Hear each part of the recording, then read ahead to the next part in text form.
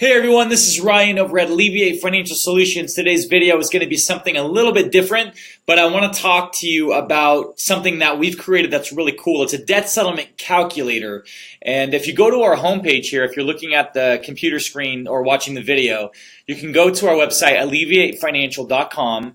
And once you get to the homepage, over in the menu section, there's resources and then there's debt settlement calculator 2019. Go ahead and click on that, and it's going to take you to a page, if you scroll down about the middle of it, where you can actually have a sliding bar to enter the amount of unsecured debt that you have, as well as your debts that could be resolved. So the amount of time that it can take for your debts to be resolved, as well as your estimated monthly payments. So let me click out of this here. So the only thing you need to do is go to this page here. If you haven't enrolled into a debt relief or debt settlement program and you're thinking about what the payment options would be, the total debt amount, and then also how much time. And obviously these are just estimates because you can always have, depending on your goals, if you want to settle faster, then you may want to put more into your savings account. So you definitely want to speak with the debt expert just to make sure you know exact numbers. But